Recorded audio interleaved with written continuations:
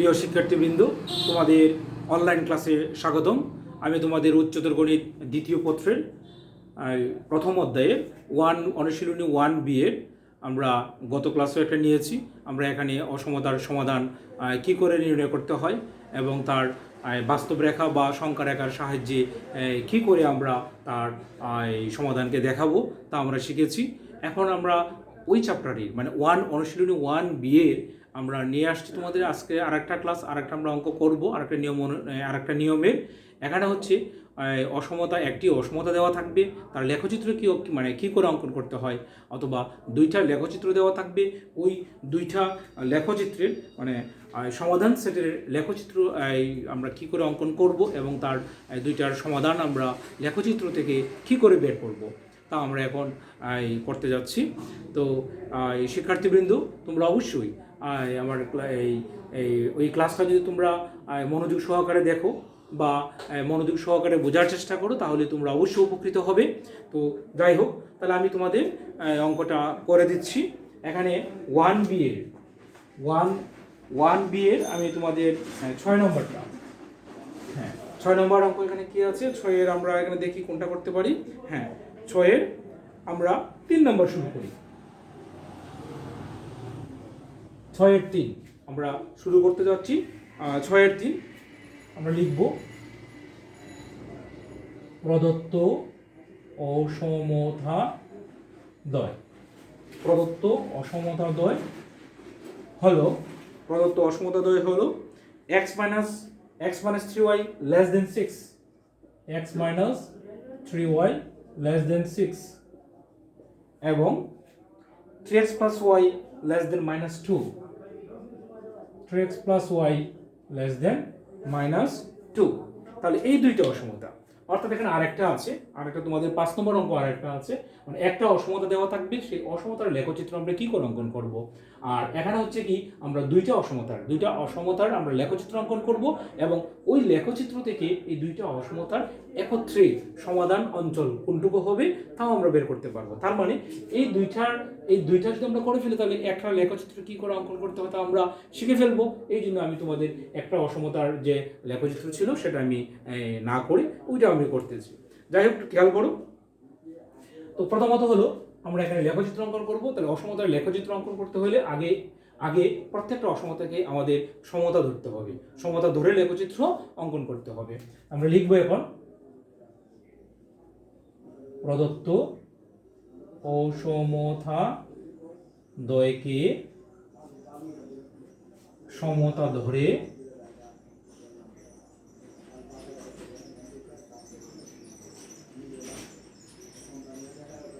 ধরে লেখচিত্র অঙ্কন করি।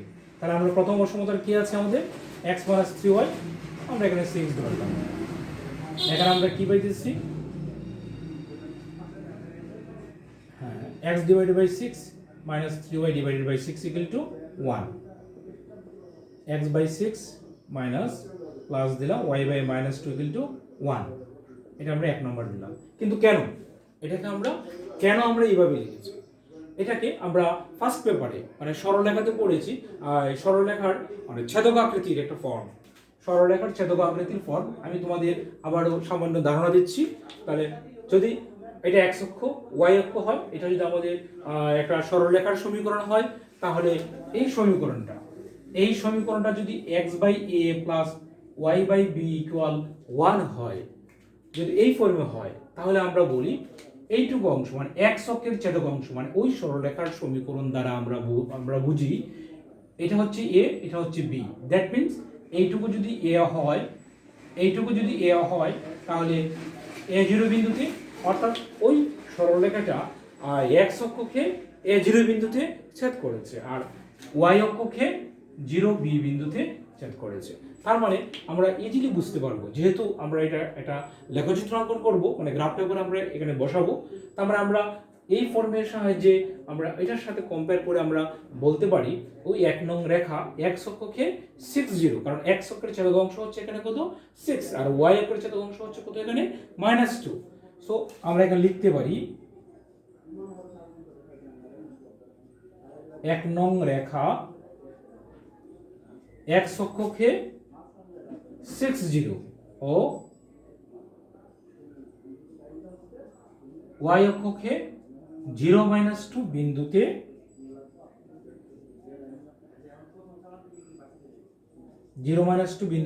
ছেদ করে।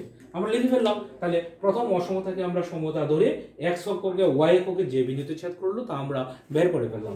এখন আমরা সেম ভাবে মানে দ্বিতীয় অসমতার ক্ষেত্রে আমরা নির্ণয় করব।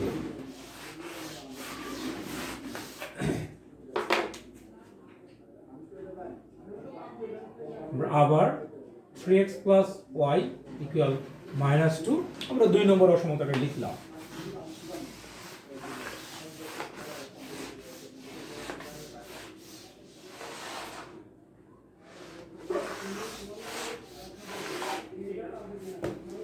আচ্ছা, তাহলে এটাকে আমরা কি করব, কোন ফর্মে লিখব? 3x/-2 + y/-2 = 1, বা আমরা লিখতে পারতেছি এখানে, সরি এখানে হ্যাঁ -2 -2/3 + y/-2 = 1। তার মানে আমরা এখানে 2 নম্বর ইকুয়েশন, তাহলে 2 নম্বর রেখা ওই ফর্মের সাহায্যে আমরা যদি ওইটার সাহায্যে ওইটার সাথে কম্পেয়ার করি, অর্থাৎ সরল রেখার যে ছেদক আকারের যে সমীকরণ আছে x/a + y/b = 1, ওই ফর্মের সাথে যদি আমরা কম্পেয়ার করি তাহলে অবশ্যই আমরা এখানে লিখতে পারতেছি 2 নং রেখা x অক্ষকে -2/3 0 বিন্দুতে এবং y অক্ষকে 0-2 বিন্দুতে ছেদ করে। এই তো আমাদের শেষ। আমরা দুইটার এই বের করে ফেললাম, বিন্দুগুলো বের করে ফেললাম। আমরা এখন এটাকে গ্রাফিক্যালি ড্র করব। তো গ্রাফিক্যালি ড্র করতে গেলে এই প্রথমটার ক্ষেত্রে আমরা কি পেয়েছিলাম? প্রথমটা আমরা পেয়েছিলাম 60 আর 0-2, 60 হ্যাঁ 60 আর 0-2 বিন্দুতে ছেদ করে। তার মানে আমরা যখন গ্রাফিক্যালি ড্র করি, আমরা কিন্তু, আমি আবারও বলছি, আমরা কিন্তু একটা অসমতাকে সমতা ধরে লেখচিত্র অঙ্কন করা শুরু করেছি। তো এই জিনিসটা তোমাদের বুঝতে হবে। আমরা তাহলে 1 নম্বরের ক্ষেত্রে আমাদের যে দুইটা বিন্দু ছিল, সেই দুইটা বিন্দু আমাদের কি ছিল? দুইটা বিন্দু ছিল, একটা ছিল 60 x অক্ষকে, আর আরেকটা ছিল আমাদের 0-2, মানে 0-2 y অক্ষকে ছেদ করেছিল। হ্যাঁ 0-2, তার মানে 60 1 2 3 4 5 6। তাহলে আমরা তো অবশ্যই মানে একটা বিন্দুকে কি করে, মানে এই বিন্দুটাকে কি করে আমরা গ্রাফ পেপারে মানে বসাবো বা স্থাপন করবো, এই জিনিসটা কিন্তু আমরা আসলে আরো ছোট ক্লাসে ভালো করে এগুলা শিখে আসছি। তো এখানে 60 আমরা দিলাম, আর একটা আছে কি এখানে 0-2, তাহলে 0 এখানে 1 2 0-2, তাহলে 1 নং সরলরেখা। অলরেডি আমরা 1 নম্বর সরলরেখাটা পেয়ে গেছি। আমরা কিন্তু এখনো অসমতার কোন অংশটুকু হবে, মানে 1 নং অসমতা প্রকৃতপক্ষে যে প্রথম অসমতাটুকু ছিল, তার এই অসমতা দ্বারা আমরা কতটুকু এরিয়া এখানে হবে তা আমরা এখানে দেখাই নাই। যাই হোক, এই 2 নম্বরের ক্ষেত্রে আমরা কি পাইতেছি? 2 নম্বর হচ্ছে এখানে -2/3 0, তো -2/3 0 হচ্ছে এখানে কত? -2/3 0 পয়েন্ট, হ্যাঁ আমরা 0 সামথিং, আমরা কি পাইতেছি এখানে 0 সামথিং। কি আসছে এখানে? -2/3 মানে 0 সামথিং, মানে 0.66। তাহলে 0.66 যদি হয়, আমরা এখানে 0.66, তাহলে আমরা কোন পয়েন্টটা পাইতেছি এখানে? 0-2, এখানে -2/3, তাহলে -2/3 0, -2/3 0, তাহলে -2/3 বলতে আমরা এখানে 1 2 3, তাহলে 0 পয়েন্ট মানে অর্ধেক থেকে একটু বেশি, এই একটা পয়েন্ট আমরা পাইলাম। আর আরেকটা পয়েন্ট কি আছে এখানে? আরেকটা পয়েন্ট আছে আমাদের এখানে 0-2, তাহলে 0-2 পয়েন্ট তো আমরা এখানে অলরেডি বের করে ফেলছি। তার মানে 2 নং অসমতার আমরা কোনটা পাইতেছি? এটা হচ্ছে আমাদের 2 নংয়ের লেখচিত্র, মানে 2 নং সরলরেখার লেখচিত্র। এখন আমরা এই গ্রাফ পেপারটাকে নির্দিষ্ট একটা এরিয়া হিসেবে আমরা দিয়ে দিই। এই একটা নির্দিষ্ট এরিয়া আমরা দিয়ে দিলাম, আমরা নির্দিষ্ট একটা এরিয়া দিয়ে দিলাম,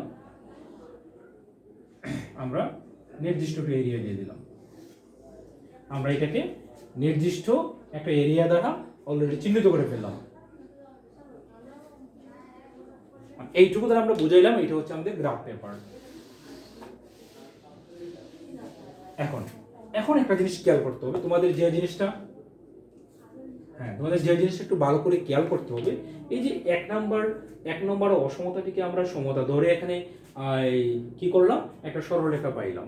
তো এক নম্বরে প্রদত্ত অসমতায় আমরা দুইটা অসমতার মধ্যে কি ছিল, দুইটা অসমতার মধ্যে লেস দেন ছিল।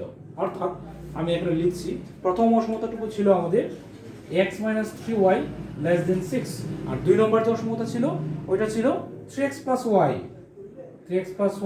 -2।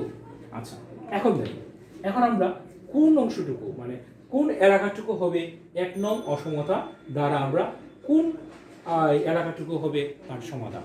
তাহলে 1 নম্বরের জন্য তাহলে আমরা কি করতে পারি, 1 নম্বর সরলরেখা হচ্ছে কোনটা আমাদের এই সরলরেখা।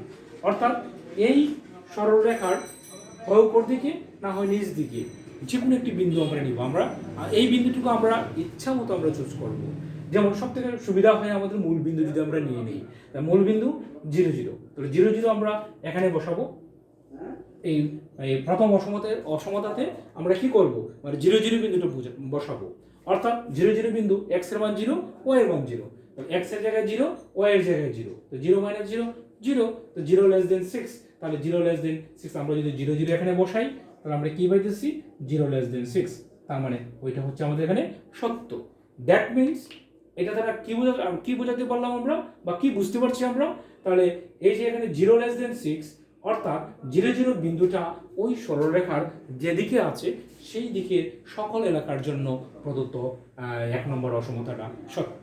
মানে ওই 0 0 আমি কি বললাম, যেহেতু 0 0 বিন্দুটা প্রথম অসমতাতে আমরা বসানোর পরে আমরা সত্য পেয়েছি, তার মানে ওই সরলরেখার মানে 1 নম্বরের সরলরেখার 0 0 বিন্দুটা যেদিকে আছে সেই দিকে সকল এলাকার জন্য বা সবটুকু এলাকার জন্য প্রদত্ত 1 নম্বর অসমতাটি সত্য।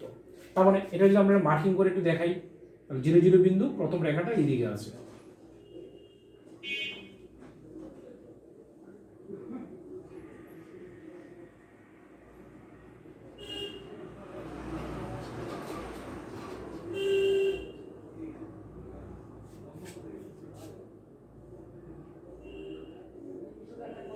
তার মানে আমি এখানে কি দেখলাম, 1 নম্বরের জন্য সত্য। তাহলে 2 নম্বর সরলরেখা আমাদের কোনটা ছিল, 2 নম্বর সরলরেখা কিন্তু আমাদের এটা ছিল, এই একটা বিন্দু আর এই আর একটা বিন্দু।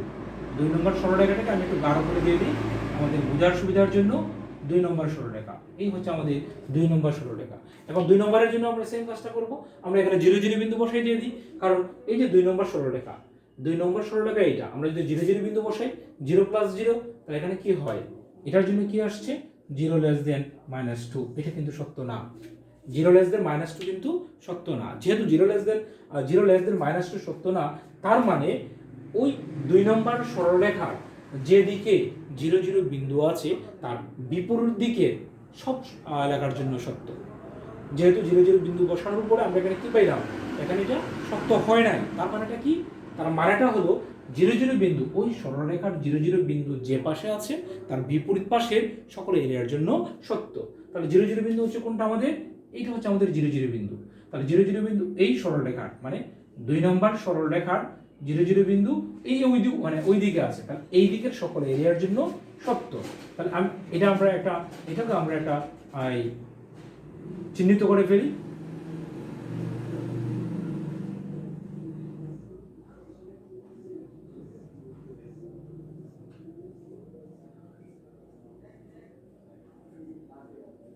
তাহলে আমরা চিহ্নিত করে ফেললাম, আমরা 0 0 বিন্দুটুকু আমরা অর্থাৎ 2 নম্বর সরলরেখা, দ্যাট মিন্স 2 নম্বর অসমতা। তাহলে ফাইনালি আমরা কি বলতে পারতেছি, 1 নম্বর অসমতা এইটুকু জায়গার জন্য সত্য, 2 নম্বর অসমতা এইটুকু জায়গার জন্য সত্য। তাহলে এই দুইটা মিলে আমাদের যে ছেদক অংশ, দুইটা মিলে ছেদক অংশটুকুই হচ্ছে আমাদের প্রদত্ত অসমতা যুগলের সমাধানের লেখচিত্র।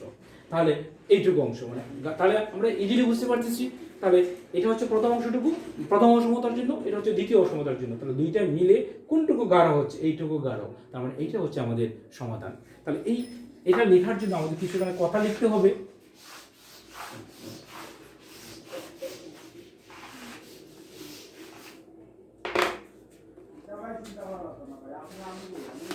আমরা এখানে কিছু কথা বলে ফেলবো। আমরা এখানে লিখব লেখচিত্র হতে, এখানে লেখচিত্র হতে দেখা যায় যে, বা এখানে লেখচিত্রের গাঢ় চিহ্নিত অংশটুকু, গাঢ় চিহ্নিত অংশটুকু প্রদত্ত অসমতা